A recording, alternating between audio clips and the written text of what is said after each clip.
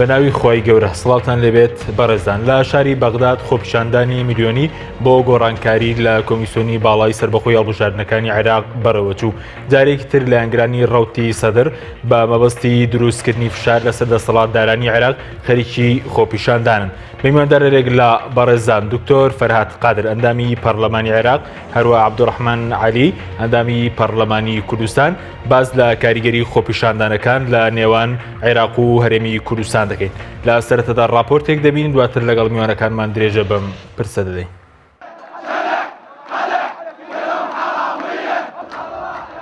لە عێراق خۆپیشاندانەکان کاریگەری گەورەیان لەسەر بڕیارەکانی حکوومەت و پەرلەمانی عێراق هەیە، بەڵام لە کوردستان خۆپیشاندانەکان کاریگەریان لەسەر دەسەڵاتداران بۆ باشکردنی ژیانی خەڵک نەبووە.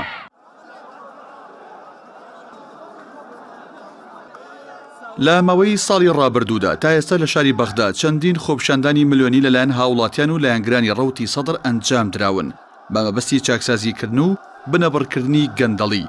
ئەم خۆپیشاندانانەش کاریگەریان لەسەر بڕیارەکانی حکوومەتی عێراق و پرۆژەکانی پەرلەمانی عێراق هەبووە، کەمکردنەوەی وەزارەتەکان و بچووکردنەوەی کابینەی حکوومەتەکەی لەلایەن حەیدەر عەبادی سەرۆکوەزیرانی عێراق لە ساڵی ڕابردوو لەژێر فشاری شەقام بوو. لەسەر ئاسی پەرلەمانیش خۆپیشاندانەکان بێ کاریگەر نەبوون و هێزی فشار بوون بۆ کەمکردنەوەی ژمارەی پاسەوان و موچەی بەرپرسانی باڵا و متمانە وەرگرتنەوە لە وەزیری پێشووی دارایی و بەرگری عێراق بەهۆی گەندەڵیەوە.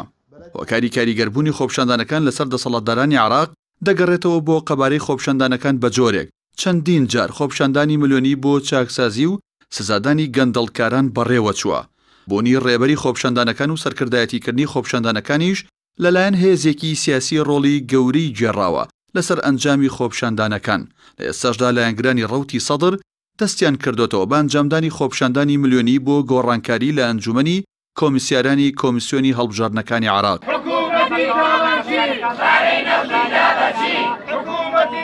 لە هەرێمی کوردستان خۆپیشاندانەکان نەیانتوانیوە کاریگەری لەسەر دەسەڵاتداران دروست بکەن. هۆکارەکەشی دەگەڕێتەوە بۆ بێباکی دەسەڵاتداران لە ئاست داواکاریەکانی خەڵک. لە ماوەی ڕابردوودا بەدایان خۆپیشاندان دژی کەمکردنەوەی موچە لە سنووری پارێزگای سلێمانی بەڕێوە چوو، بەڵام حکوومەتی هەرێم هیچ کۆبوونەوەیەکی تایبەتی لەسەر داواکاریەکانی خۆپیشاندەران ئەنجام نەدا و وەڵامی داواکاریەکانی شیانی نەدایەوە. خۆپیشاندانی مامۆستایان بۆ ماوەی 3 مانگ لە سنووری پارێزگای سلێمانی و هەڵەبجە و ئیدارەکانی ڕاپەڕین و گەرمیان بەردەوام بوو، بەڵام بۆ یەک جاریش بەرپرسانی باڵای حکوومەتی هەرێم ئامادە نەبوون بێنە ناو خۆپیشاندەران و گوێ لە داواکاریەکانیان بگرن. هۆکارە سەرەکیەکانی کاریگەرنەبوونی خۆپیشاندانەکان دەگەڕێتەوە بۆ جۆری دەسەڵاتی سیاسی لە هەرێمی کوردستان کە دەسەڵاتێکی دیموکراسی نییە و گوێ لە داواکاریە مەدەنیەکان ناگرێت. هۆکارێکی دیکە کەمی ژمارەی خۆپیشاندەران و سنوورداربوونی خۆپیشاندانەکان لە سنوورێکی دیاریکرا و ئەنجامنەدانی خۆپیشاندان لە هەولێری پایتەخت بوو.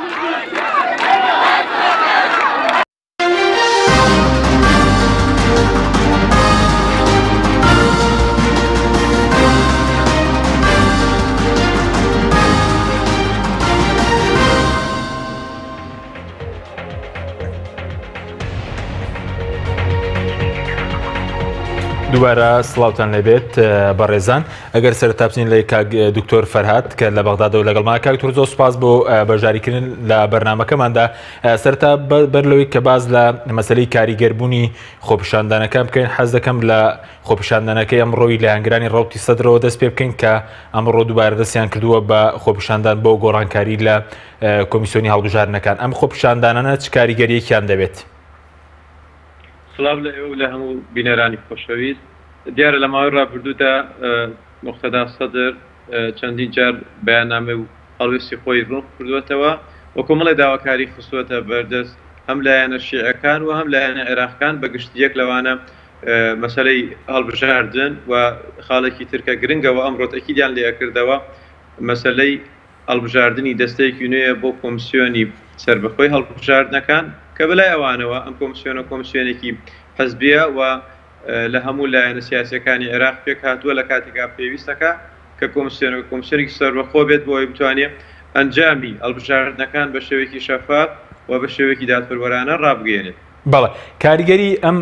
خۆپیشاندانە پێ دوایە کاک دوتۆری چ کاریگەریەکی دەبێت لەسەر پێداچوونەوە بە کۆمیسیۆنی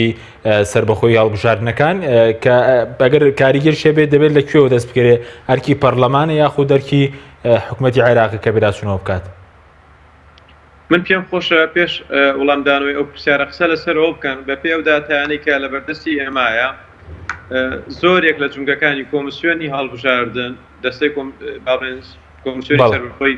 هەڵبژاردن زۆربەی زۆری جونگە گرنگەکان لە خوار دەستەکەەوە باڵێن ئەندامانی دەستەکەەوە لە خوار ئەوە زۆربەی زۆری جونگەکان بە دەستی تاری سەدری خۆیەوە تەنانەت لە ئاسی زۆرێک لە پارێزگاکانی تری عێراقیش بۆیە ئەم داوایە ئەگەر داوایەکی باڵێن ڕووکەشانە لە ڕووکەشە داوایەکی گونجاو و پەسەند بێ بەلای هەمووانەوە ئەوە لە بنەڕەتدا کاتێکە دیقەت ئەدەین زۆری لە پۆستەکان بەدەستی تاری سەدریەوە گومانەکەین لەوەی کە حاڵەتەکە بەو شش نەبێت کە ڕووکەشەکە یادیارە ئەوەی کە ماوەتەوە بڵێن ئەوەی مۆزۆی ئەم هەڵبژاردنەی کە لە داهاتووە ئەکرێت بڕیار وایە حکوومەتی عێراقی 16 نوێی داناوە بۆ هەڵبژاردنی ئەنجومەنی پارێزگاکان لە هەمان کاتە لە 20 نوێی 2017 ئەم کۆمسیۆنە کاتی تەواو ئەبێواتە ئەم دەستەیە کۆتایی پێدێ و دەبێت دەستەیەکی تر هەڵبژێردێت ئایا ئەکرێت دەرفەت هەیە لە بەردەستا لە نێوان بۆ هەڵبژاردننی داهاتوو کە لە مانگی نوایە و ئەم دەستەیەش لە مانگی نۆ کۆتایی دێت بگۆڕێت و دەستەیەکی تر بێتە شوێنیان ئەمە یەک دوو ئەو خەڵکانی کە دێنە شوێن ئەمانە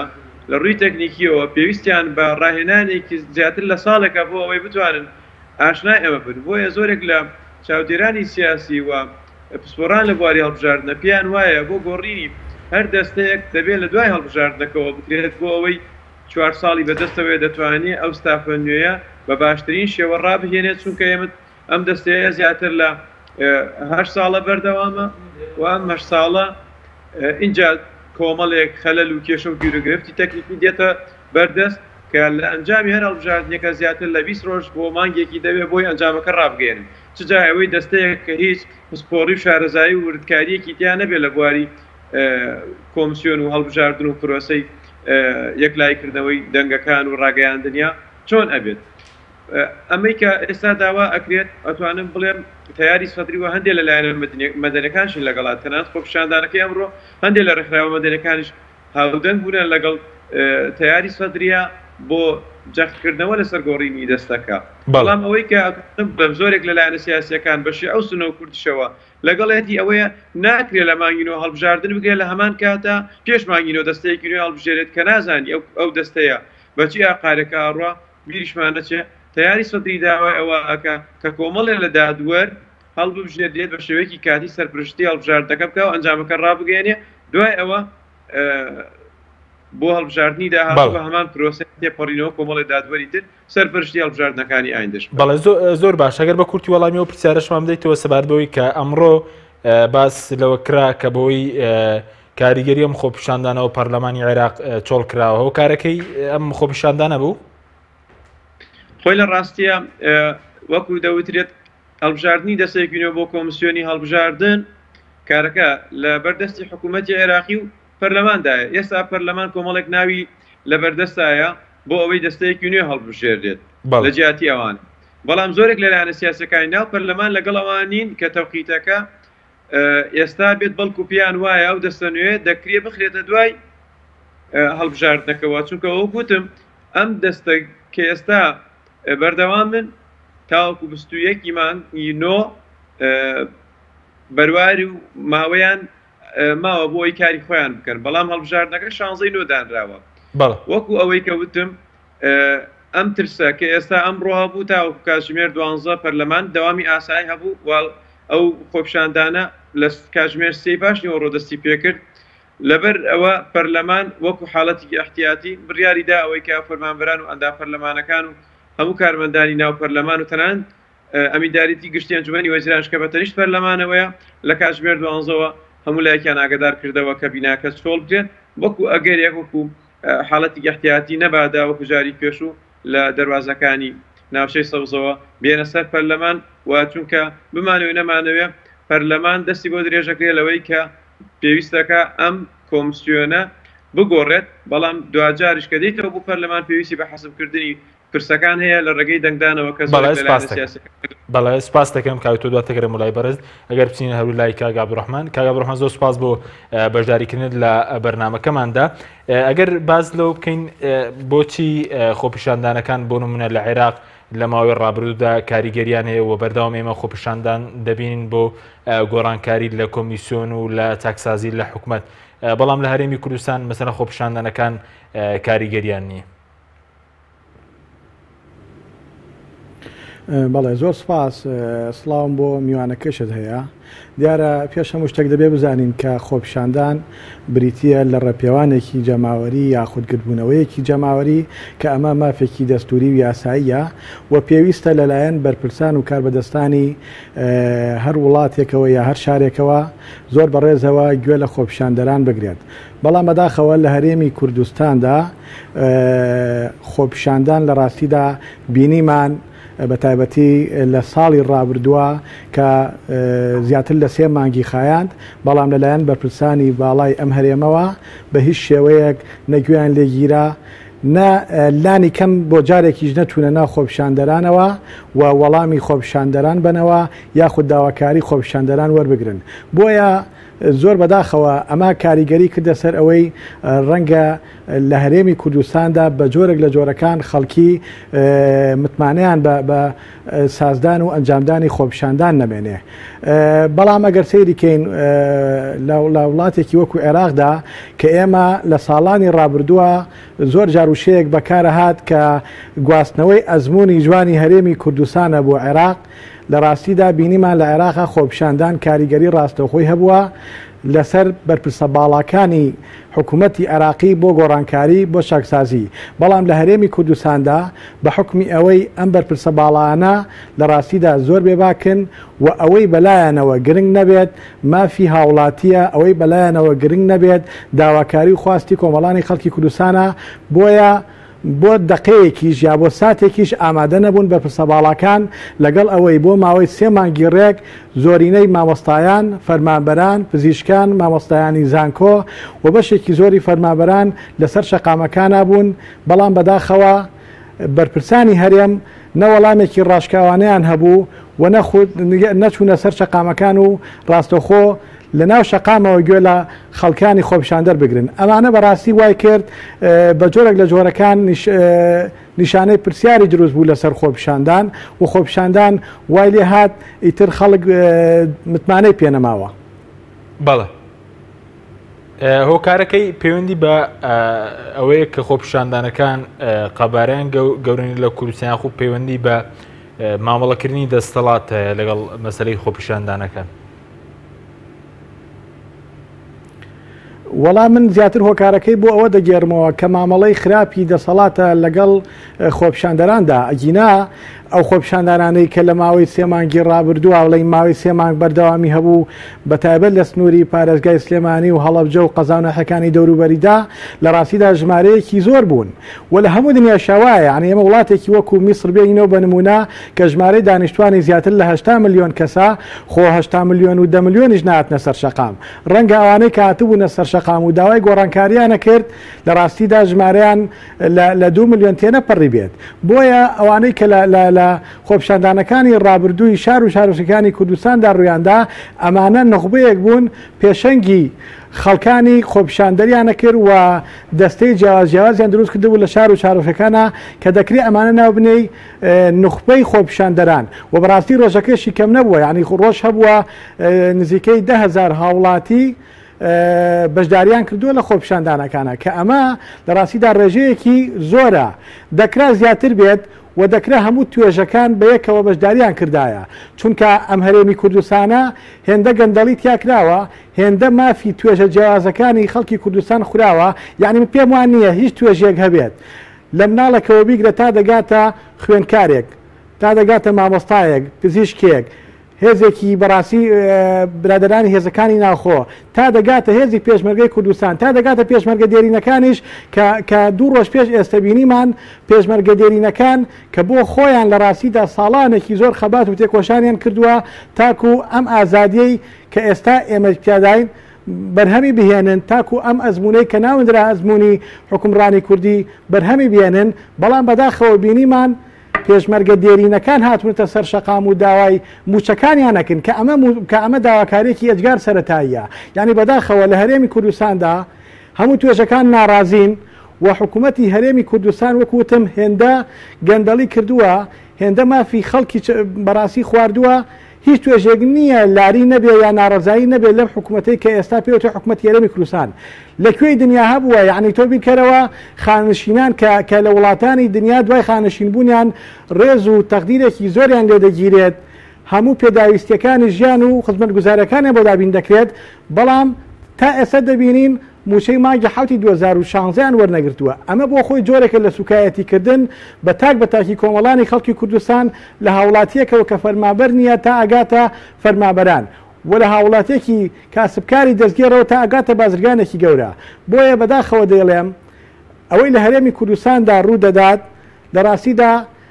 خۆپیشاندەر یاخود هاوڵاتیانی هەرێمی کوردستان و فەرمابەران بە تایبەتی درێغیان نەکردووە لە ئەنجامدانی خۆپیشاندان و سازکردنی خۆپیشاندان بەڵام تۆ چی دەکەیت کە هێزێک کە دەسەڵاتێک کە کاربەدەستانێک لەم هەرێما هەن لە ڕاستیدا گوێیان ئاخرراوە بەرامبەر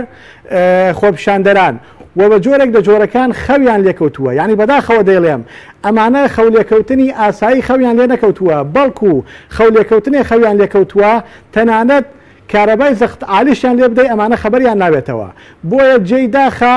کە هەرێمێکی کوردستان زیاتر لە شارەکە سەدەیەکە کورد بۆ خۆی فەرمانڕەوایی دەکات کورد بۆ خۆی حکمی دەکات ئێستا هاوڵاتیانی هەرێمی کوردستان کە لە ساڵی 91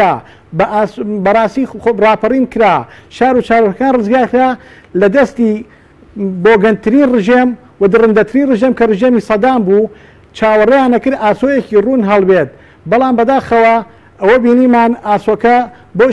بۆ شێوازە نەبوو کە خەڵک خۆپیشاندانی دەکرد و گیانی خۆی بەخت دەکرد بۆیە تەنها شتێک کە ئێمە لەم هەرێما ئێستا بۆمان هەبێت شانازی پێوە بکەین لە ڕاستیدا پێشمەرگەی کوردستانە کە دوژمنانی گەلی کورد لە ئێستادا کە بریتیە لە تیرۆستانی داعش ئەوە لەسەر دەست و بازووی هێزی پێشمەرگە تێشکێنراوە ئەگینا هیچ شتێکمانیە شانازی پێوە بکەین شانازی بە چی بکەین بە سەرۆربوونی یاسایە شانازی بکەین کام سەرۆربوونی یاسا بە دیموکراسیەتەوە کام دیموکراسیەت بە سەرۆربوونی مافی مرۆڤەوە کام سەرۆربوونی مافی مرۆڤ بۆیە بەداخەوە دەیڵێم ئەمانە هەمووی بە جۆرێک لە جۆرەکان بڵقی سەر ئابوون و زیاتر لە ساڵانی ڕابردووە دایانداوە بە ناوچوانی کۆمەڵانی خەڵکی کوردستاندا کە هەرێمێکیان دروست کردووە نمونەی نییە لە دنیا بە دڵنیایی وەگەشتمە و قەنەعەتەی کە ئەم هەرێمە نمونەی نییە لە دنیا لە گەندەڵیە لە گوێنەگرتن لە هاوڵاتیەکانیا لە پێشێلکردنی مافی هاوڵاتیانی هەرێمی کوردستاندا بەداخەوە دەیڵێم لەم دقەیە کە من قسە بۆ جەنابتان دەکەم لە دنیا نەبووە حکوومەتی هەرێمی کوردستان پەرلەمانێکی هەبێت کە هەڵبژێرای و ڕاستەقینەی کۆمەڵانی خەڵکی کوردستانە زیاتر لە ساڵێک و 4 مانگە پەخراوە دەرگاکەی داخراوە ڕێگە لە سەرۆکی پەرلەمان گیراوە بێتەوە کارەکانی بکە کە لە دنیا ئەمە نەبووە یعنی لە وڵاتانی دەوروبەرە تا ئەگاتە وڵاتانی دنیا زۆر جار کە باسی وڵاتی دواکەوتوو دەکەین ڕەنگە ئەفغانستان بێتەوە یادمان و ئەفغانستان بە دواکەوتوترین وڵات بشوبهێنین بەڵام بەداخەوە هەرێمی کوردستان زۆر لە ئەفغانستانیش لە دواترە چونکە لە ئەفغانستاندا تەنها لە ساڵی 2016دا پەرلەمانی ئەفغانستان متمانەی لە 6 وەزیر سندۆتەوە لەبەر ئەوەی وەزیرەکانیان لە ئاستی پێویست زانەبوون و گەندەڵیان کردووە ئێمەوەکو پەرلەمانی کوردستان کاتە ویسمان وەزیرەکان بە تایبەت وەزیری سامانە سروشتیەکان و وەزیری دارایی کە گەورەترین قەیران ڕوبەڕووی هەرێم بووە قەیرانی دارایی بووە بانگ هێشتیانکەین بۆ پەرلەمانی کوردستان بەداخەوە لەلایەن سەرۆکی حکوومەتی هەرێمی کوردستانەوە ڕێگەی لەگیرا کارەساتەکە لێرەوە دەرکەوت لە ڕاستیدا سپاس دەکەین دواتر دەگەڕێنەوە لای بەڕێزت سپاس دەکەم کاک دکتۆری ئەگەر بگرێمەوە لای بەڕێزت سەبارەت بەوەی کە ئێمە ئێستا خۆپیشاندان دەبین بۆ مەسلەی گۆڕانکاری لە کۆمیسیۆنەوە پێشتریش خۆپیشاندان بۆ مەسلەی کەمکردنەوەی ژمارەی پاسەوانی بەرپرسان بۆ گۆڕانکاری لە حکوومەتەکەی عەبادی کراوە ینی هۆکاری چیە کە زیاتر مەسەلەن خۆپیشاندانەکان لە بەغداد کاریگەریان هەیە هۆکارەکەی بۆچی دەگەرێتەوە؟ روشتی پەیوەندیە سیاسیەکان و پێکهاتەکان و ئەوانەی کە لە گۆڕەپانی سیاسیان لە عێراق جیاوازی زۆرە لەوەی لە کوردستانە هەیە بۆ پێیکە شیعەکان بۆ خۆیان یەکدەنگنین لەسەر زۆر پرس بەلایەکی تریشەوە سونە بە هەمان شێوە سەرنج و تێبینی هەیەەوە لەگەڵ شیعە زۆر جار خلافەکەوێتەوە ئێمە کوردیش بە هەمان شێوە ئەمە بۆ خۆی زمینەیەک دروست ئەکات بۆی کە بەردەوام بۆچوونی جیاواز هەبێ و ئەش کاتێک بۆچوونە جیاوازەکان زەق بێتەوە زۆر جار شەقام با بڵێن بەکارەهێنرێەوە لە ئەنگرانی خۆیان و بیریشمان نەچێ مقتەدا سەدر زیاتر لە ساڵ و نیوێکە خەریکی ئەم خۆپشاندانەی ماوەی جارێک ڕای ئەگرێت و دواتر دەست پێکاتەوە من بۆ خۆم پێشبینیەکەم کە ئەلم چەند مانگەی کەماوە بۆ هەڵبژاردننی ئایندە زیاتر تەسعی دەکرێەوە خۆپشاندانی زیاتر ئەکرێ بمانەوێ نەمانوێ مزایدەی سیاسی و لە چوارچەوەی بانگەشەی هەڵبژاردننی شەکە پێشوەختی پێ ئەوترێ دەست پێ ئەکات یەکێک لەوە کارە هەرە گرنگەکان و کوتم سروشتی پەیوەندی سیاسەکان و بوونی ئەو لایەنە سیاسیانەیە کە لە عێراقا هەند جیاوازنەوەی هەرێمی کوردستان لایەنێکی تر بیرمان نەچێ بەڕاستی ئەم خۆپشاندانانە کە مقتەدا سەدر زۆرتر سەرپەرشتی ئەکاتوە با بڵێن ئیدارەی ئەدات یەکێکە لە پێکاتە هەرە کاریگەرەکان لە ناو پەرلەمانە ژمارەیەکی زۆر پەرلەمانتاری هەیە هەندێک لە وەزیرەکان هی ئەوە بتەوێت نەتەوێ ئەگەر بێت ویلایەنێکی سیاسی کە نزیکەی 34 کورسی ناو پەرلەمانی هەیە بە دڵنیاییەوە ئەتوانێت هەش کاتێک بێوێت و کۆمەڵێک دەیان هەزار با بڵێن جاری وا هەیە ئەو خۆپشاندانە نزیکە بێتەوە لە ملیۆنێ کەس کە بەشداری تیا ئەکا و دەتوانێت شەقام بروژێنێەوە بە تایبەت مقتەدا سەدر دەتوانم بڵێم جیاواز لە هەموو پارتە سیاسیەکانی تری عێراق شەقامێکی زیاتر گوێڕایەڵ شەقامێکی زیاتر با بڵێن جێبەجێکردنی فەرمانەکانی سەرەوەی خۆی هەیە و هەچ کاتێک بێوێت شەقام و ڕوژێنێەوە بیهێنێتە سەر شەقام ئەوە دەرگا لە بەردەمیان کراوە بۆیە حکوومەتی عێراقی و لە هەندێک جاریش لە تەوزیعی دەورەکانە لە نێوان عەبادی و مقتەدا سەدرە هەندێک جار وا ئەکات کە کاریگەریەکی زیاتری هەبێ بە تایبەتی لە ماوەی ڕابردووە کە هەڵیان کوتایە سەر بینای پەرلەمانی عێراق و هەروەها دواتریش هەفتەیەکی دوای ئەوە هەڵیان کوتایە سەر بینایی سەرۆکاتی ئەنجومەنی وەزیرانی عێراق جۆرێک لە تەکتیک و جۆرێک لە دابشکردنی دەور لە نێوان خۆی و عەبادیە هەبوو و بە ئامانجی کۆمەڵێک پرس کە هەندێکیان دواتر سەریان گرت لەوانە هەندێک لە وەزیرەکان بە ناوی تەکنۆکرات گۆڕان و خەڵکی تریش هاتە شوێنیان و لە هەمان کاتشا کۆمەڵێک بڕیار بۆ کەمکردنەوەی خەرجەکان کەمکردنەوەی ئیفات کەمکردنەوەی ژماری پاسەوانەکان کەمکردنەوەی ڕاوێژکار لە هەندێک وەزارەتەکان لابردنی کۆمەڵک لە بریکاری وەزیرەکان و بەڕێوەبەرە گشتەکان و هەر ئەوەش وای کرد کە زمینەیەک لە ناو پەرلەمانە دروست بێت بۆ ئەوەی کە متمانە لە هەندێک وەزیر بگرێتەوە ئەو پرسە بەردەوامە پێشبینیەکرین لەم وەرزەی یاسادانانی ئێستای پەرلەمانە چەندین وەزیری تر بەمەسی لێپرسینەوە استیجوابکردن بێنە بەردەم پەرلەمان ئەمە جگە لەو سەرۆکی دەستانەی کە ناویان هاتووەوە استیجواب کراون. بەڵێ کەواتە کاوی تۆر خۆپشاندانەکان لە بەغداد ئەگەرچی مەسەرە مقتەدا سەدر وەکو لایەنێکی سیاسی ڕێبەرایەتیان دەکا بەڵام ڕنگدانەوەش یە بووە لەسەر مەسلەی کەمکردنەوەی خەرجی و ڕووبەڕووبوونەوەی گەندەڵی بە دڵنیاییەوە کاریگەری هەبووە بەڵام بڵێ کاریگەریەکەی بەو شێوازە بێت کە ئێمە دەیخوازین حتمما نەخێت بەڵام توانیوێتی با بڵێن هیچ نەبێ ئەو پرسەی کە پێوترێ گەندەڵی و ئەو بە هەدەردانی پارەی کە لە جونگە جیاوازەکانە لە ماوەی ڕابردووە خەرج کراوە سنوورێکی بۆ دابردێت و لە هەمان کاتشە ئەمە هاوتەری بە لەگەڵ ئەو قەیرانە دارایە کە بەرۆکی عێراقی گرتووە عێراق خۆی بۆ خۆی پێویستی بۆ گۆڕانکاریانە هەیە بەڵام ئەم گۆڕانکاریانە پێویستی بە هێزێک هەیە کە ئەم بڵێنە و بتوانێت کاریگەری لەسەر لایەنە سیاسیەکانی ناو پەرلەمان و حکوومەت دروست بکات و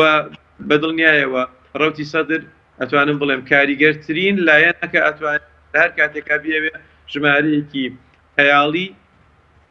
بەڵێ لە ئەنگرانی خۆی بێنێتە سەر شەقام تەنانەت لە ماوەی ڕابردووەکو بیررا مقتەدا سەدر چادری هێنا ناوچەی سەوزەوە و خۆی با بڵێن ڕێبەرایەتی خۆپشاندانانی کرد بۆیە ئەتوانم بڵێم هەندێک لە هەنگاوەکان و دەستی پەرلەمانشی کردەوە زیاتر چونکە پێش متمانە وەرگرتنەوە لەو دوو وەزیرە پەرلەمان تا ڕادەیەک با بڵێن دەست بەستراو بوو هەندێک جار کارەکان سەختە بوو ئەو ڕوژاندنی شەقام و خۆپشاندانە بەردەوامەکانی کە هەبوو لە هەموو هەینەکانی بەغدایە وای کرد پەرلەمانیش بە خۆیان بچێتەوە و هەندێ هەنگاو بنێت کە لە چوارچێوەی پرسی چاودێریکردن و لێپرسینەوەی خۆیدایە و خۆی دەسوور بۆی دیاری کردووە دوو وەزیر متمانەی لێوەربگیرێتەوە و بەردەوامیش ئەمڕۆ. زۆر باشە بەس کاکتۆر ئەو وتت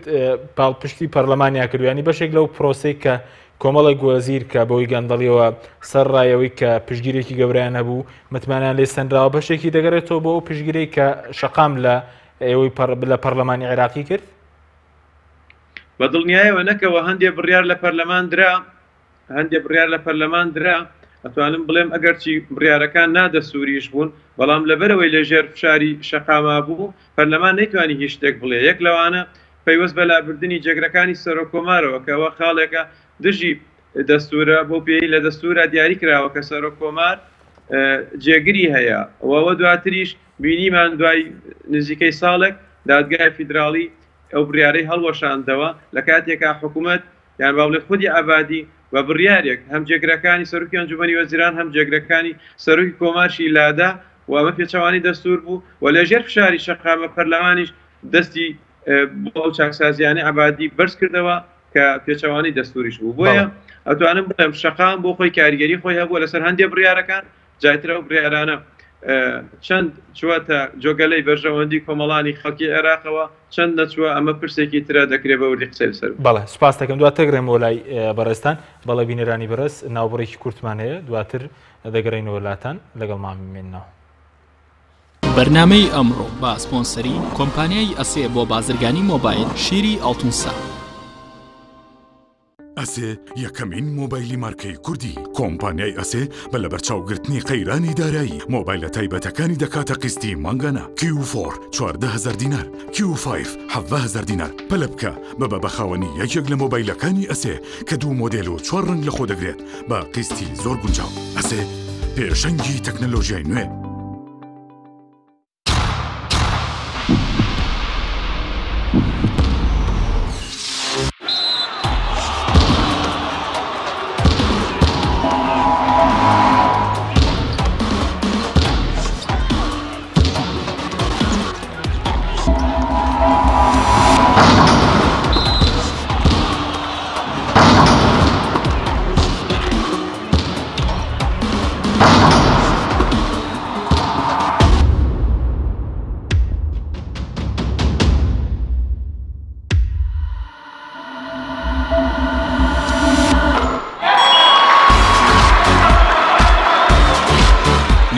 سەرکەوتنە گەورەیە تەنها شیری وشکی ئەڵتونسای تەمێکی ڕاستەقینە و 100% سروشتی نۆشی کە و هەمیشە بە بەهێزی بمێنەرەوە. تۆپ ئارت تاکە بریکاری تۆڕی میدیایی کۆمەڵ بۆ دروستکردن و بڵاوکردنەوەی ڕیکلام. تۆپ ئارت.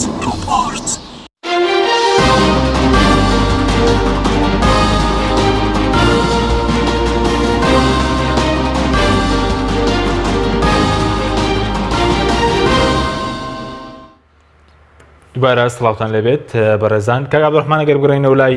بەڕێستان هۆکارەکەی چێکە لە بەغداد بۆ نمونەوەی کاک دکتۆر ئاماژەی پێکرد مەسەلەن ئەمڕۆ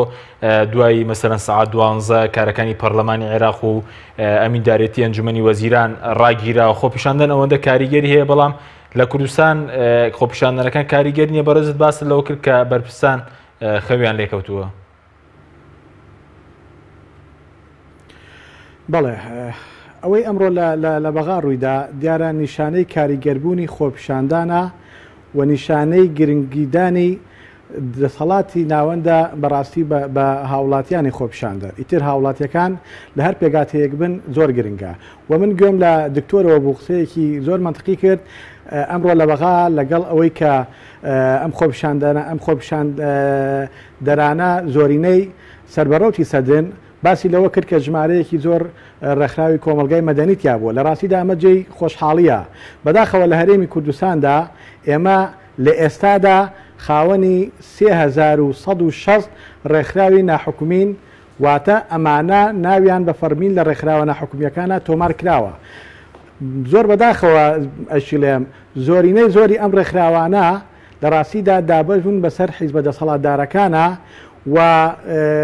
لە کاتێکدا کە توێژەکەی خۆی کە لە پێناویدا دروست بووە پێویستی پێی بووە هیچ هەڵوێستێکی نەبووە. تەبەن ئەمە مەبەستم هەموو ڕێکخراوەکانیە بەڕەهایی بە دڵنیاییەوە ڕێکخراو هەیە زۆر چالاکە و زۆر کاریگەر و ڕۆڵی باشی هەبووە و هەمیشە پاڵپشت بووە بۆ ئەو توێژەی کە بۆی دروست کراوە. بەڵام ئایا لە هەرێمێکی وەکو کوردستانە 3160 ڕێکخراومان هەبێ بە ژمارە ئەگەر لە خۆپیشاندانەکانە هەر ڕێکخراوێک و 5 کەسیش بهات نایە شەقام کەواتە هەموو خۆپیشاندانێک ژمارەکەی زیاتر دەبوو لە 15,000. بەڵام بەداخەوە دەیڵێم لە هەرێمی کوردستاندا بۆ شێوازە نەبووە. من یەکشت حەزەکەم بەبیر جەنابەت و بینەرانی شابێنمەوە لە خۆپیشاندانەکانی ساڵانی ڕابردووە دەسەڵاتدارانی هەرێمی کوردستان بیانوویەکی زۆر نامەنتەقیانە هێنایەوە کە لە خۆپیشاندانەکانە توندوتیژی ڕوودەدا یا لەلایەن خۆپیشاندەرانەوە توندوتیژی دروست دەکرێت. خۆ ئەم جارە 3 مانگی ڕێک خۆپیشاندان لە شاری سلێمانی و دەوروبەر یا لە پارێزگای هەڵەبجە خۆپیشاندان ڕوویدا یەک دڵۆپخێن لە پەنجەی هیچ خۆپیشاندەرێکەوە نەهات. و بە پێچەوانەوە ئەوەی ئەم جارەی لە سلێمانی و ناوچەکانی دەوروبەر یا ڕوویدا و خۆپیشاندانانە هێندە ئارام و هێمن بوو پێم وا بێت لە وڵاتە پێشکەوتوەکانی ئەوروپایشە هیچ خۆپیشاندانێکی بۆ شێوازە نەکراوە چونکە زۆر باش بینیمان لە دوای کۆتایی هاتنی هەموو ڕۆژێکی خۆپیشاندانەکان تیم و دەستەی جیاواز دروست دەبوون بۆ پاک و خاوێنکردنەوەی ئەو ناوچانەی خۆپیشاندانەکانی تیا بووە. لە ڕاستیدا ئەمە هەستکردنی خۆپیشاندەرانە بە بەرپرسیارەتی بەرامبەر کارەکەی خۆشیان کە ڕۆژانە هێندە بەرپر بوون بەرامبەر ئەوەی ناوچەکەی کە ئەگەر کاغەزێک کەوتی بێ گوڵە بە ڕۆژەیە یاخود جۆرێک لە شتێکی کە ڕژا بێت ناوچەکەی پیسکرد بێت کۆیان کردوێتەوە. بەڵام حکوومەتی هەرێمی کوردستان بەبێ ئەوەی هیچ حسابێک بۆ هەست و شعوری ئەم هەموو خۆپیشاندەرەکە بینیمان لە ڕاستیدا مووقیفێکی وەمان لێ نەبینی و بەداخەوە دەیڵێم خۆپیشاندانەکان بەبێ ئەنجامێکی ئەوتۆ کۆتاییان پێهێنرا. من تاکی دەکەمەوە لە هەرێمی کوردستاندا خەڵکی دڵسۆزمان زۆرە بەڵام بەداخەوە لە هەرێمی کوردستاندا هێندەی خەڵکانی مشەخۆر زۆرن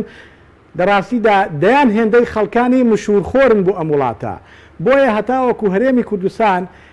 هێندە ئەو مشەخۆرانەی زۆر بێت لە ڕاستیدا حاڵی لە ئێستا باشتر نابێت و باشتربوونی هەرێمی کوردستان و بەڕاستی ئەنجامدانی خۆپیشاندان مانگرتن بایکۆتکردن واژۆکۆکردنەوە ئەمانە شێوازی جۆراجۆری خەباتی مەدەنین و ناکرێت ئێمە ساربینەوە لەوەی کە بڵین خۆپیشاندانەکان ڕۆڵ و کاریگەریان نەبووە. ڕۆڵیان هەبووە بەڵام ڕەنگە ڕۆڵبینینەکە بەقەدەر تموحی ئەو خۆپیشاندەران نەبێت کە 3 دانە مانگ لەسەر شەقامەکان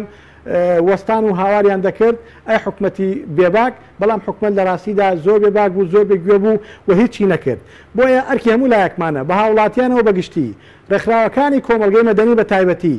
و پارتە سیاسیەکان لە ڕاستیدا دەبێت ڕۆڵی کاریگەریان هەبێت و شەرمنانە لە دوورەوە سێری خۆپیشاندانەکان نەکەن دەبێت زۆر ڕاشکاوانە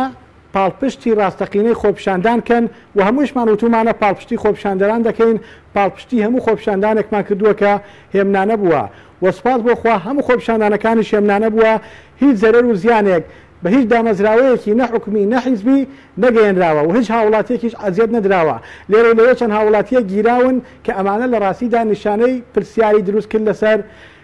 بەشێک لە هێزە ئەمنیەکان. بەڵام ئەوەی کە جێی خۆشحاڵی بوو لە کۆتاییدا ئەوە بوو خۆپیشاندانەکان بەهێمنی بە ئارامی کۆتایی هات بەڵام بەداخەوە حکوومەت نەیتوانی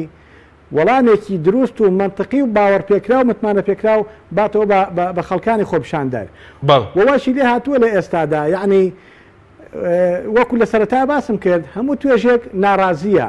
یعنی تۆ بیرکەرەوە لە ساڵانی ڕابردووە خوێنکارێک دەرماڵەی مانگانەی وەرەگرت بەڵام ئێستا ئەو خوێنکارە نەک دەرماڵەکەی وەرناگرێت لە ڕاستیدا ئێستا ساڵەکە 100,000 لێ وەرەگرن بۆ خەرجەکانی بە شەناوخۆیی و کەموکورتەکانی زانکۆوە. ئەمە مشکیلەکەیە زۆر جار قسەی لەسەرەوە دەکرێت و لەلایەن بەپرسانی باڵای ئەم هەرێمەوە گلەیی لە هاوڵاتیانی ئەم هەرێمە کراوە یا لە توێژە جیازەکان کراوە کە بۆ خۆپیشاندان دەکەن بۆ ناڕەزایی دەردەبڕن. باشە توێژێکی وەکو کەم ئەندامان کە لە ڕاستیدا موچەیەکی 60 بۆ 90,000یان هەیە لە ساڵی 2015 یانزە موچەیان فەوتاوە ئەمە عیبەیەکی ئەجگار گەورەیە بەسەر حکوومەتەوە. خانەنشینان کە سوکاری سەربەرزی شەهیدان پێشمەرگەکان بەڕاستی ئەمانە لە هەمومان مستاقترن و لە هەمومان غەدر لێکراوترن. ئەمە جگەلەوەی کە ئەگەر بەگشتی سێری بکەین غەدر لە هەموو کۆمەڵانی خەڵکی کوردستان کراوە بەتایبەتی لە فەرمانبەرانی کوردستان بینیمان فەرمانبەران بە ناوی سیستەمێکەوە کە ناویان ناوە سیستەمی پاشەکەوتی موچە چۆن فەرمانبەریان زۆر بەداخەوە دەڵێم ڕیسوا کردووە لەم هەرێمی کوردستانە چونکە لێمان تێک نەچێت لە ماوەی 17 مانگی ڕابردووە فەرمانبەرێک ئەگەر نیو موچەی وەرگرت بێت هێشتا ناکاتە سێ موچەی تەواوی ساڵانی ڕابردوو کە موچەیەکی ئەتیادی خۆی وەرگرتوانەشی کەنی موچیان وەرگرتووە هەموو موچەکانی لە ماوەی 17 مانگی ڕابردووە کۆکەرەوە ناکاتە موچەی 6 مانگی ساڵانی ڕابردووی تۆم بە شێوازێک ئاوا خزمەتگوزاری لانیکەم کەمترین خزمەتگوزاری پێشکەشی هاوڵاتیانکەی ئەبێت چاوەڕێیشکەیت هاوڵاتیان توێژە جیاوازەکان لە ڕاستیدا ناڕەزایی دەربڕن و خۆپیشاندانیشکەن و هاوڵاتیانی کوردستان زۆر بە پرسانە مامەڵیان لەگەڵ خۆپیشاندانەکانە کردووە و هەمیشە بیریان لەوە کردوێتەوە کە دوژمنێکی گەورە لە ئێستادا چاوی لەسەر هەرێمی کوردستانە کە داعشە ئەگینە لە ڕاستیدا لە هەموو شار و شارۆچکەکانە خۆپیشاندانی گەورە سەر هەڵدەدات و دەشکرێت. بەڵێ سوپاس دەکەین. کاک تۆرەگەر بگەڕێن و لای بەڕێستان سەبارەت بە مامەڵەی بەرپرسان و دەسەڵاتدارانی عێراق لەگەڵ خۆپیشاندەران مامەڵەکەیان چۆنە کە مەسەرەن ئەمڕۆ خۆپیشاندان بۆ شەمەش خۆپیشاندانی میلیۆنی ئەنجام دەدرێت و لە ڕابردوودا هاتنە سەر پەرلەمان و بینایی ئەمیدارەتی گشتی ئەنجومەنی وەزیران ینی خەڵک کوژرا لەسەر ئەم پرسە لەسەر مەسەلەی خۆپیشاندان ئەو خۆپیشاندانانە کە ماوەیەکی زۆر بەردەوام بن وە تاوەکو ئێستا شەر لێرە و لەوێ لە بەغدا بە تایبەت لە ڕۆژانی هەینیە دووبارە ئەبێتەوە کەمترین بەریەکەوتنی تێدا ڕوویداوە لە نێوان هێزە ئەمنیەکان و خۆپیشاندەران تەنانەت ئەو ڕۆژێک کە هاتن سەر پەرلەمان و چوونە سەر ئەنجومەنی وەزیرانیش بە هیچ شێوەیەک یەکێک لە خۆپیشاندەران بریندار نەبووە بەڵام بمانەوە نەمانەوێت ئەمەش پەیوەندی بەو سروشتەوە هەیە کە ئێستا زۆرێک لە هەم هاوڵاتیان هەم ئەندامانی هێزە ئەمنیەکان با بڵێن تێگەیشتون کەەوە ئەم وڵاتە پێویستی بە چاکسازی هەیە ئەم وڵاتە پێویستی بە هەمانگی هەموو لایەکەیە و دەکرێت سنوورێک بۆ ئەو گەندەڵیانەدا بردێت کە عێراقی تێدان ڕۆ بووە بۆیە هەردوو لە بەگیانی بەرپرسیارەتانەوە مامەڵیان لەگەڵەوە کردووە چکە بیریشمان نەچێت کۆکردنەوەی ملیۆنێک یا 2 ملیۆن خۆپیشاندەر لە گۆڕەپانێکی دیاریکراوی شاری بەغدایە بەبێ ئەوە هیچ بەریەکەوتنێکی تێدا بێ ئەمە هەردوو دیوەکەی ئەگرێتەوە چ لایەنە هێزە ئەمنیەکان کە وشیاریان زۆرە و نایانەوێت بەریەکەوتن هەبێ ئەو کەسانە و لایەنانش کە سەرپرشتی ئەم خۆپیشاندەرانە ئەکەن بە ڕوحێتێکەوە کاریان لەگەڵاکەن کە تەنانەت گروشمی حەزبی و سیاسی و تائیفیش هەڵ بەرز نەکەنەوە بۆ ئەوەی نەبێتە مای لێکەوتنەوەی توندوتیژی ئەمە خۆی بۆ خۆی دیاردەیەکە ڕەنگە لە عێراقا بۆ بەتایبەت لە بەغدا بەدی ئەکرێت مای خۆشحاڵیە کە بتوانێت بە ئازادیەکی تەواو ئازادیەکی تا کەسی هەبێت لە دەربڕینی بووی بۆ چوونەکانە لەگرتنەبەری خۆپیشاندان و ڕێوشوێنە ڕێپێدراوەکان چ لە چوارچێوەی یاسا یا چ لە چوارچێوەی دەستوری عێراقیە کە ئازادی کە تا کەسی بۆ هەموو وڵاتیانی عێراق فراهم کردو. بەڵێ ئەی کاک تۆ سەرنجی بەڕێزت چییە بۆ مەسەلەن خۆپیشاندانەکان زیاتر لە بەغداد کاریگەری دروست دەکەن بۆ لە هەرێمی کوردستان مەسەلە خۆپیشاندان کاریگەری دروست ناکە ینی بۆ نمونەوە 3 مانگ مامۆس خۆپیشاندانی مامۆسایانە بوو تەنانەت کۆبنەوەی کتابەتی ئەنجومەنی وەزیرانی لەسەر نەکراوە هیچ بەرپرسێکیش ئامادە نەبوو بێتە ناو خۆپیشاندەران پەیوەندی بە چیەوەی ئەم دۆخە پێش هەموو شتێ دەوێت بزانانی ئەو خۆپیشاندانانی لە بەغدا و لە پارێزگاکانی تری عێراق ئەکرێ داوای موچە خەرجکردنی موچە ناکرێت بەڵکو داوای نەهێشتنی گەندەڵی و سربەخۆی و سەروەری یاسا و فراهەمکردنی ئەو دەستە سربەخۆیانە و بە شێوەیەکە لەژێر هەیمەنی حزبان نەبێت واتە ئەوەی لە کورسانە بەداخەوە توانم بڵێم حکوومەتێک هەیە کە گوێی خۆی لە ئەست هەموو داواکاریەک داخستووە و ناوێت هیچ ئیسجابەیەکی هەبێت بەڵام ئەوەی کە لە وەقتا گوزەریە وەکوتم بمانەوێ نەمانەوێ بە تایبەت ڕەوتی سەدر کاریگەری تەواوی هەیە چونکە هێزێکی کاریگەری ناو پەرلەمان و ناو حکوومەتیشە و شەقامێکی گوێڕایەڵشی هەیە جیاواز لە هەموو هێزەکانی تر بۆیە حکوومەتی عێراقی ناچارە گوێی لێ بگرێت و هەندێک جار هێزە مەدەنیەکان و ڕێکخراوەکانیش کە بەجیا خۆیان خۆپیشاندانەکەن گەلێ جار حکوومەتی عێراقی گوێ لە داواکاریەکانە ناگرێت لەبەرەوەی نەژمارەیان نەکاریگەریان ئەوەندە زۆر نییە وەک لەوەی کە هێزێکی وەکو تیاری سەدری کە خاوەن 34 کورسی پەرلەمانە کاریگەری خۆی دروستکە و کارەکە دیارە کاردانەوە و گوێگرتنی هەردوو حکوومەت جیاوازە لە یەکتری لە هەمان کاتشا ئەو هێزەی کە خۆپشاندان ئەکات جیاوازە لەوەی کە لە کوردستانە هەیە لە کورسان بە تایبەتی لە ماوەی ڕابردووە نزیکەی 3 مانگ خۆپشاندان کرا ئەتوانم بڵێم بە شێوەیەکی ئاشکرا هیچ هێزێکی سیاسی و هیچ حزبێکی سیاسی لە کوردستان لە پشتەوەی ئەو خۆپشاندانانە نەبوو بۆیە کاریگەریەکی کەمتری هەبوو بە بەراورد لەگەڵ ئەو خۆپشاندان و با بڵێن ڕێپیاوانانی کە لە بەغدا ئەکرێت کە لایەنی سیاسی لە پشتە و لایەنێک ئەتوانێ بڕیار بگۆڕێەوە ئەتوانێ هەم لە ناو حکوومەتە بربەست دروست بکە هەم لە ناو پەرلەمانشە بربەست دروستکە بۆیە حکوومەت ناچارە گوێی لێ بگرێت من پێم وایە کاریگەری لایەنی سیاسی و هەروەها کاردانەوە و ئاستی تێگەیشتنی حکوومەت بۆ مامەڵەکردن لەگەڵ داخوازی ڕەواکانی کۆمەڵانی خەڵک دوو شتی جیاوازە بە بەراورد لە نێوان هەرێمی کوردستان و حکوومەتی عێراقی. بەڵێ سوپاس دەکەم کاکتۆر. کاکە بڕحمان سەبارەت بەوەی کە بە بۆچوونی بەڕێز ئەگەر بۆ نمونە خۆپیشاندەران لە کوردستان چوبانە سەر ئەنجومەنی وەزیران یاخود مەسەلەن پەرلەمان پێ دوایە مامەڵەت چۆن دەبوو مامەڵەتی یاخود چی ڕووی دەدات؟ وەڵام نەکەر خۆپیشاندەران بچوونەتە سەر بارگای ئەنجومەنی وەزیران یا پەرلەمانی کوردستان بەتایبەت لە شاری هەولێرە دیارە ئەو دوو دامەزراوەی هەیە لە شاری هەولێرە لە هەر شوێنێکی هەولێرە خۆپیشاندان بکرێت لە ڕاستیدا بە تونترین شێواز ڕەدەدرێتەوە بەتایبەت خۆپیشاندانێک کە داوای قوتی خەڵک بکرێت کە داوای مافی ڕەوای خەڵک بکرێت کە داوای سەروەربوونی یاسا بکرێت کە داوای دەساودەستکردنی دەسەڵات بکرێت کە داوای پاراستنی مافی مرۆڤ بکرێت کە داوای پاراستنی ڕێکخراوەکانی کۆمەڵگەی مەدەنی بکرێت ئەمانە لە شاری هەولێرە بە شێوەیە لە شێوەکان لە ڕاستیدا بۆتە بڤە و خۆپیشاندان ناکرێت بە پێچەوانەیشەوە دەسەڵات خۆی بیاوێت بەتایبەت ئەو دەسەڵاتی کە لە شاری هەولێرە باڵادەستە لە ماوەی چەند سەعاتێکدا هەزاران خەڵکت بۆ دەڕژێنێتە سەر شەقامەکان وەکۆی لە ڕابردوودا بینیمان لە بەرامبەر لێدوانێکی پەرلەمانتارێکی بزوتنەوەی گۆڕانە کە لە بەغدا دابووی لەسەر ژیان و گوزەرانی پێشمەرگە لە شاری هەولێر حەشامەتێکیان دروست کرد کە لە ڕاستیدا تەنها مەبەست لێی مەبەستەکە سیاسی بوو هیچی کە نەبوو بۆیە من تەکیلەوە دەکەمەوە ئەم حکومەتی هەرێمی کوردستانە دەبوایە هەموو شەوێک هەموو ڕۆژێک جارێک لەلایەن سەرۆکەکەیەوە جارە لایەن جێگرەکەیەوە سپاس و ستایشی یەک بەیەکی کۆمەڵانی خەڵکی کوردستان کرایە سپاس و پێزانین ئاراستەی سەرجەم فەرمانبەرەکانی بکرایە بە هەموو توێژەکانیەوە کە توانیویانە بەرامبەر ئەم هەموو قەیرانەی لە هەرێمی کوردستاندا هەیە بۆ شێوازە مامەڵیان لەگە دەسەڵاتی خۆیان ناکردووە چونکە ئەو مامەڵەی حکوومەتی هەرێمی کوردستان لە ماوەی ئەم دو سێ ساڵەدا کردوێتی لە ڕاستیدا مامەڵەیەکە هیچ دەسەڵاتێکی دیکتاتۆریش بەرامبەر هاوڵاتەکانی خۆی نیکا یعنی یەک حقەت هەیە بە هەمومان زۆر بە ڕاشکاوی بیزانین من دەتوانم بڵێم حکوومەتی هەرێمی کوردستان نەک لە ئاستی ناوچەکەدا لە ئاستی دنیاشا دەتوانین بڵین حکوومەتێکی ئێجگار فاشیل بووە چونکە ئەم حکوومەتە نەیتوانیوە سادەترین پێداویستیەکانی ژیانی خەڵک دابین بکات یعنی بەداخەوە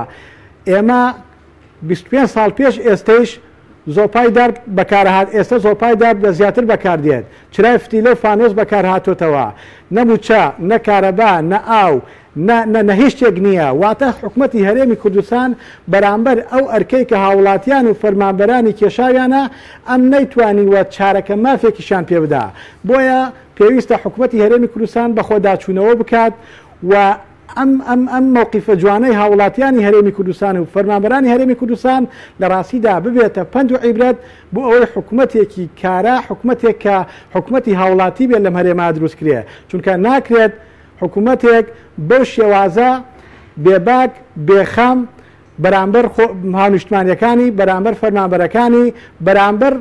ناڕەزایەتی خۆپیشاندانەکان کە لە هەرێمی کوردستاندا ڕوودەدا بەداخەوە دەیڵێم تاکید لەوە دەکەمەوە یعنی تۆ بیرکەرەوە دوایین راپۆرتی ڕێکخراوی شەفافیەتی نێودەوڵەتی عێراق بە حکمەوەی ئێمە دەوڵەت نین عێراق کە هەرێمی کوردستان بەشێکە لەو پێنجەمین وڵاتە لە وڵاتە گەندەڵەکانی دنیا یعنی نمونەیەکی زۆر سادەتر سووریا لە تەنیشتمانایە کە لە سەدا حەفدەی وڵاتی سووریا تەدمیر بووە تەخت بووە لەگەڵ زەویدا باڵەخانەکانی تەخت بووە بەڵام لە سووریادا موچە دوانە کەوتووە پرۆژەکان خزمەت گوزارەکان زۆر لە ئێستای ئێرەمی کوردستان باشترە سووریا بۆ گەندەڵیە بۆ فەزاحەتەی کە تێیدایە هێشتا لە دوای عێراقەوەیە لە ڕیزی راپۆرتی ڕێکخراوی شەفافەتی نێودەوڵەتیە کە ئەمە بۆ خۆی کارەساتە ئەمە دەبێت زەنگێکی هۆشیارکەرەوە بێت بۆ بەرپرسانی ئەم وڵاتە کە چی دیکە ناکرێت وڵات بەڕێوەبردن بۆ شێوازە و دەبێت بە خۆیان دابشنەوە و هاوڵاتیانی هەرێمی کوردستان ئێجگار ماندوون ئێجگار هیلاکن پێویستیان بەوەیە کە لە ڕووی دەرونیەوە ئاسوودە بکرێنەوە لە ڕووی ژیان و گوزەرانەوە لە ڕاستیدا ژیان و گوزەرانێکی دروست و ژیان و گوزەرانێکی بەمانای کەلیمە ژیان و گوزەرانی هاوڵاتیان پێشکەش بکرێت زۆر باشە دو پرسیارم زۆر بە کورتی بەڕێزت باسر لەوە کە کەرەسەڵاتدارانی هەرێم خەوتون و ئەگەر زەخت عالیشیان لێ بدرێت بە خەبەر نانەوەنی لە کێوە خەوتون ئەیکەی بە خەبەر دێنەوە زۆر بە کورتی بێ سپاس دەکەم بەداخەوە ماوەی 25 ساڵە حکوومەتی هەرێمی کوردستان دروست بووە لە ماوەی 25 ساڵی ڕابردووە کە زۆرینەی بەرپرسەکانی هەمان دەموچاوەکانن هەمان بەرپرسەکانن پۆست دوای پۆست کابینە دوای کابینە دەچنەوە شوێنەکانی خۆیان واتە ماوەی 25 ساڵە دەسەڵاتی کوردی نەیتوانیوە دەسەڵاتێک بێت کە لە ئاست داخوازیەکانی خەڵکی کوردستانە بێت و لە ئاست داواکاری فەرمانبەران و کۆمەڵانی خەڵکی کوردستان نابێ بەگشتی بەڵای زۆر سپاس بۆرێک لە بەرزان کاک عەبدوڕەحمان عەلی ئەندامی پەرلەمانی کوردستان کە لە هەولێرەوە لەگەڵ مابووی هەروە زۆر سپاس بۆ بەڕێز دکتۆر فەراد قادر ئەندامی پەرلەمانی عێراق کە بەڕێزیشان لە بەغدادەوە لەگەڵمان بوو سپاس بۆ ئێوە بینەرانی بەڕێز سپاس بۆ هاوکارانم تا بەرنامەیەکی تر خواتان لەگەڵ